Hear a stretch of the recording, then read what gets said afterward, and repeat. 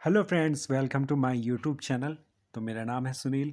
तो हम कर रहे हैं DSSB एग्ज़ाम के लिए TGT, खासकर TGT सोशल साइंस सब्जेक्ट है और उसमें हम करेंगे आज हिस्ट्री के 60 क्वेश्चन MCQ बेस होंगे। तो अपनी तैयारी को और भी मजबूत कर सकते हो इस वीडियो को देखने के बाद। और जो क्वेश्चन पूछे गए हैं ये 2003 में जो यूपी में गवर्नमेंट एग्ज़ाम हुआ था TGT सोशल साइंस के लिए 2003 में, वहाँ से मैंने क्वेश्चन लिए। तो आइए, बहुत ही रेलिवेंट क्वेश्चन है और इसमें हम करेंगे टोटल हिस्ट्री के क्वेश्चन। तो हिस्ट्री की मैंने बहुत सारी अलग अलग वीडियो बनाई है MCQ बेस के लिए। ठीक है फ्रेंड्स, मैं बेसिकली इसमें MCQ के क्वेश्चन डाल रहा हूँ जिससे आपकी जो तैयारी आप कर रहे हो, आप इसको देखो वीडियो को और उसके बाद आपकी जो जो भी प्रिपरेशन आप उसको एवेलेट कर सकते हो कि कितना आपको आ रहा है कितना नहीं आ रहा। तो आइए, इसमें इस बुक में इन्होंने क्या कर रखा है, एक्सप्लेनेशन भी दे रखा है जो कि बहुत सही लगा मुझे। तो आप भी इसको पॉज कर कर देख सकते हो, जहाँ पे मुझे ज़रूरी लगेगा वहाँ पे मैं एक्सप्लेनेशन भी बताऊँगा। तो सबसे पहला क्वेश्चन था, हड़प्पा संस्कृति से जुड़ा स्थल रंगपुर किस नदी के तट पर है? तो ये आपका है भादर नदी के तट पर। तो बहुत ही टिपिकल क्वेश्चन पूछे गए थे इन्होंने। बहुत सारे क्वेश्चन ऐसे हैं जो बुक्स में भी नहीं होते हैं। वैदिक युग की सर्वाधिक प्राचीन संस्था कौन सी थी? तो इसको विदत कहा जाता था, विदत। ठीक है, वैदिक युग की सबसे प्राचीन संस्था। तो वैदिक युग का टाइम पीरियड जो था वो था 1000 BC से लेके 600 BC के आसपास। अगला क्वेश्चन है, भारतीय संस्कृति की आधारशिला क्या है? तो ऋग्वेद भारतीय संस्कृति की आधारशिला है। खरोष्ठी लिपि का उद्भव किस काल में हुआ था? बुद्ध काल में खरोष्ठी लिपि का उद्भव हुआ था। भागवत धर्म का निम्न में से कौन सा भागवत धर्म का निम्न में से कौन दार्शनिक संप्रदाय था? तो विशिष्ट दैत। अद्वैतवाद की अनुभूति किस काल में हुई थी? उत्तर वैदिक काल में। ये इनकी एक्सप्लेनेशन है, व्याख्या है, यहाँ से आप देख सकते हो। वृहत संहिता की रचना किसने की थी? वराह मिहिर ने। ठीक है, वराह मिहिर ने करी थी। वराह मिहिर है, ये गलत लिखा है यहाँ पे, वराह मिहिर पढ़ते हैं। ठीक है, तो वृहत संहिता की रचना उनके द्वारा करी गई थी। जैन धर्म का ईश्वर के प्रति क्या विचार है? ईश्वर में अविश्वास। ठीक है, उनका ये है जैन धर्म का, जो इन चारों में से। अर्थशास्त्र ग्रंथ की विषय वस्तु क्या है? राज्य एवं शासन नीति, अर्थात राजनीति के बारे में अर्थशास्त्र में लिखा गया है, जो कि कौटिल्य चाणक्य द्वारा लिखी गई थी। चंद्रगुप्त मौर्य के प्रधान थे वो। ठीक है, मौर्य काल के बारे में क्वेश्चन है, गुप्त वंश से। कवि बाण किस स्थान का रहने वाला था? तो शाहाबाद के थे ये, शाहाबाद। यूनानी ग्रंथ में चंद्रगुप्त मौर्य को क्या कहा गया है? तो सेंडोकोटस कहा गया है चंद्रगुप्त को। ठीक है, अर्थशास्त्र में उल्लिखित सीताध्यक्ष किस विभाग के अध्यक्ष थे? कृषि विभाग के। गुप्त वंश के शासनकाल में कौन सा स्थान कला का प्रमुख केंद्र था? सारनाथ। चंद्रगुप्त मौर्य अपने जीवन के अंतिम वर्षों में एक जैन साधु के साथ दक्षिण भारत चला गया। उस साधु जैन मुनि का नाम था भद्रबाहु। क्या नाम था? भद्रबाहु। ठीक है, और यहाँ पे देखिए, श्रावण बेलगोला कर्नाटक में है। श्रावण बेलगोला नामक स्थान पर 298 ईस्वी के पूर्व के लगभग उसने चंद्रगुप्त मौर्य ने जैन विधि सल्लेखना अर्थात उपवास पद्धति द्वारा प्राण त्याग दिए थे। नालंदा विश्वविद्यालय का अंत हुआ, राज्य संरक्षण नहीं दिया क्योंकि। ठीक है, राज्य को संरक्षण नहीं दिया गया। नालंदा विश्वविद्यालय जो कि बिहार में था। यहाँ से आप इनकी व्याख्या पढ़ सकते हो वीडियो को पॉज करके। ठीक है फ्रेंड्स, चोल वंश के शासकों की महानता किस कार्य पर आधारित है? तो श्रेष्ठ शासन व्यवस्था पर। अलाउद्दीन खिलजी ने किस हिंदू शासक को राय रायन की उपाधि दी? रामचंद्र देव को। सुल्तान कुतुबुद्दीन ऐबक की राजधानी कहाँ थी? लाहौर थी, कुतुबुद्दीन ऐबक। ठीक है, ये बात हमें ध्यान रखनी है। निम्नलिखित में से किस सुल्तान ने सर्वप्रथम ब्राह्मणों से जजिया कर वसूला था? तो फिरोज शाह ने वसूला था जजिया कर। ठीक है, मुगल साम्राज्य से संबंधित क्वेश्चन। हुमायूं ने 1555 में दिल्ली पर फिर से अधिकार प्राप्त किया सिकंदर शाह को हराकर। ठीक है, सिकंदर शाह। हुमायूं के दो टाइम पीरियड होते हैं, एक तो 1530 से लेके और 1540 होता है। फिर उसका जो टाइम पीरियड होता है वो प्रवसन का होता है, उसको निकाल दिया जाता है यहाँ से। ठीक है, क्योंकि उसको कोई हरा देता है। उस शासक का नाम हेमू था शायद। ठीक है, फिर उसके बाद 1555 में दोबारा आता है।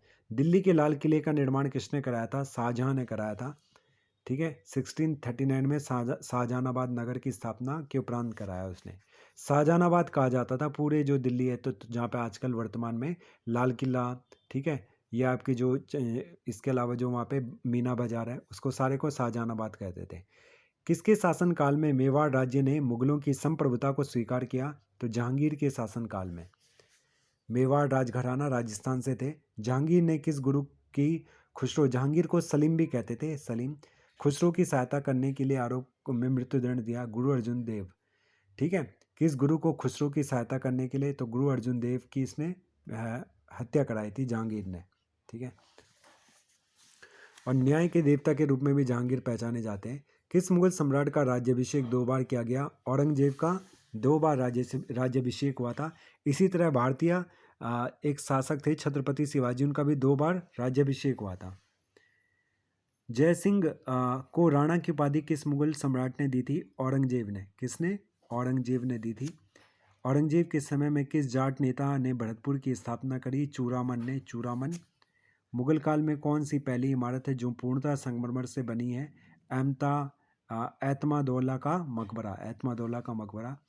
निम्नलिखित में से किस मुगल सेनापति ने शिवाजी को 1625 में पुरंदर की संधि पर हस्ताक्षर करने के लिए विवश किया था? तो राजा जयसिंह ने। किसने? राजा जयसिंह ने। निम्नलिखित में से किसने पटना नगर की स्थापना करी? शेरशाह ने। किसने? शेरशाह ने। सूर्यवंश के शासक थे ये। निम्नलिखित में से किस दक्षिण मुस्लिम राज्य के अमीरों ने प्रथम बार मराठों को छापामार युद्ध पद्धति के लिए प्रशिक्षित किया? अहमदनगर के मलिक अंबर ने। निम्नलिखित में से अहमदनगर डिस्ट्रिक्ट, जहाँ पे वर्तमान में महाराष्ट्र में है, इसी अहमदनगर डिस्ट्रिक्ट में वर्तमान में जो शिरडी मंदिर है वो यहीं पे स्थित है। निम्नलिखित में से कौन शेरशाह सूरी का उत्तराधिकारी हुआ? तो फिरोज शाह, ये बात ध्यान रखनी है आपको। निम्नलिखित में से किसने सासाराम में शानदार मकबरा बनाया? तो शेरशाह सूरी, सासाराम जो कि बिहार में है। और शेरशाह सूरी ने हुमायूं को हराया था। निम्नलिखित में से किस गवर्नर जनरल ने पिंडारियों और पठानों का दमन किया? Lord Hastings. Very important question है, पूछा जाता है यहाँ से। बंगाल प्रेसिडेंसी से बिहार किस सन में पृथक होकर एक अलग प्रांत बना? 1936 में। ठीक है। बंगाल प्रेसिडेंसी से बिहार को अलग कर दिया गया। 1857 की क्रांति से संबंधित कौन सा कथन 1857 की क्रांति की प्रकृति स्वरूप पर अधिक तर्कसंगत ढंग से प्रकाश डालता है? यह एक राष्ट्रीय स्वतंत्रता के लिए लड़ा गया युद्ध था। सबसे सही है इनमें से। पहला स्वाधीनता संग्राम भी बोलते हैं 1857 की क्रांति को। जिस योगदान के लिए लाल बाल पाल प्रसिद्ध है वह है चरमपंथ। एक्सट्रीमिस्ट थे, इनकी विचारधारा चरमपंथी थी। यहाँ से आप पढ़ सकते हो। लाला लाजपत राय, बाल गंगाधर तिलक, विपिन चंद्र पॉल महाराष्ट्र से, लाला लाजपत राय महाराष्ट्र तुम्हारे, विपिन चंद्र पॉल बंगाल से, बाल गंगाधर तिलक लोकमान्य तिलक महाराष्ट्र से, लाला लाजपत राय पंजाब से। निम्नलिखित क्रांतिकारियों में किसने अमेरिका में गदर पार्टी की स्थापना करी? लाला हरदयाल ने। वेरी इंपॉर्टेंट क्वेश्चन है, वेरी इंपॉर्टेंट क्वेश्चन। लाला हरदयाल ने नवंबर 1913 में अमेरिका में गदर पार्टी की स्थापना करी और इसकी स्थापना सैन फ्रांसिस्को शहर में हुई। इसका उद्देश्य भारत में ब्रिटिश शासन को समाप्त करना था और पार्टी ने अपने उद्देश्यगत एक गदर नामक पत्रिका का भी प्रकाशन किया। तो 3 क्वेश्चन बन गए यहाँ से। कब हुई थी? 1913 में। कहाँ पे हुई थी? सैन फ्रांसिस्को अमेरिका में। कौन सी पत्रिका निकालते थे? ये निकालते थे गदर नामक पत्रिका। चौथा क्वेश्चन हो गया लाला हरदयाल। तो एक क्वेश्चन के अंदर 4-4, 5 क्वेश्चन छुपे हुए हैं। कांग्रेस के किसने अपने किस अधिवेशन में पूर्ण स्वराज का अपना ध्येय घोषित करा? तो लाहौर अधिवेशन 1929। कौन सी नदी के किनारा हुआ था? रावी नदी के। कौन इसका अध्यक्ष था? जवाहरलाल नेहरू। ठीक है। तो इस तरह से 3-3, 4-4 क्वेश्चन एक क्वेश्चन के अंदर छुपे हुए हैं। ठीक है।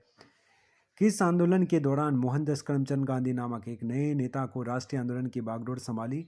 तो बारदोली सत्याग्रह, जो कि कहाँ पे हुआ था? आपके कहाँ पे? बारदोली, गुजरात में। जब मार्च 1919 में रोलेट एक्ट के खिलाफ सत्याग्रह छेड़ा, उनका प्रयास भारत में देशव्यापी संघर्ष छेड़ने का पहला कदम था। इस समय तक उनकी आयु 50 वर्ष हो चुकी थी।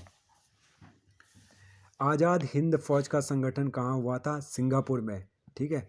गठन सितंबर 1952 को हुआ सिंगापुर में और इसका गठन कैप्टन मोहन सिंह ने ज्ञानी प्रीतम और मेजर फूजीहारा के सहयोग से किया। इस सेना का उद्देश्य भारत के लिए स्वतंत्रता संग्राम था और जो सुभाष चंद्र बोस थे, आज़ाद हिंद फौज के जो एक महान सैनिक और भारत की स्वतंत्रता के लिए कोई व्यक्ति जो जितना दूर तक जा सकता है उससे भी कहीं दूर तक गया था, वो एकमात्र व्यक्ति, एकमात्र जो हमारे यहाँ पे आंदोलन में भारतीय इतिहास में थे, वो थे सुभाष चंद्र बोस। सुभाष चंद्र बोस, आज़ाद हिंद फौज के नायक, जिन्होंने कहा था तुम मुझे खून दो मैं तुम्हें आज़ादी दूंगा। तो बहुत इंपॉर्टेंट क्वेश्चन है। वीडी सावरकर किससे संबंधित थे? अभिनव भारत से। बहुत इंपॉर्टेंट है अभिनव भारत। 1904 ईस्वी में नासिक में उन्होंने गुप्त संगठन की स्थापना करी अभिनव भारत के। नासिक कहाँ पे? महाराष्ट्र के में प्याज के लिए फेमस है नासिक डिस्ट्रिक्ट, जिसका प्रमुख उद्देश्य अति गोपनीय ढंग से ब्रिटिश सत्ता को उखाड़ फेंकना था। ठीक है, वीडी सावरकर। निम्नलिखित घटनाओं को कालक्रम में सजाइए। तो सबसे पहले कौन सी घटना हुई थी? 1902 अनुशीलन समिति बनी। फिर 1904 में अभिनव भारत बना, जिसके बारे में हमने अभी पढ़ा। फिर 1906 में युगांतर पार्टी और 1913 में गदर पार्टी। तो बहुत ही इंपॉर्टेंट क्वेश्चन है। ठीक है फ्रेंड्स, अब उसके बाद हम देखेंगे, इतने ही क्वेश्चन इसमें थे, 43 क्वेश्चन। ये हमारे हिस्ट्री के क्वेश्चन हो गए। तो फिर इस तरह से आप एक एक क्वेश्चन को 2-2 3-3 क्वेश्चन देखिए, तो यहाँ से कहीं ना कहीं ये क्वेश्चन जरूर पूछे जाएंगे। तो बहुत सही तैयारी इस तरह से आप कर सकते हो। वीडियो सही लगे तो लाइक ठोक देना, अपने दोस्तों के साथ शेयर कर देना और चैनल को सब्सक्राइब कर देना। कमेंट कर सकते हो, और कोई भी टीचर परफेक्ट नहीं होता, कहीं ना कहीं मिस्टेक हो सकती है। तो अगर इसमें थोड़ी सी भी मिस्टेक अगर मैंने कहीं पे करी है तो उसके लिए वेरी सॉरी।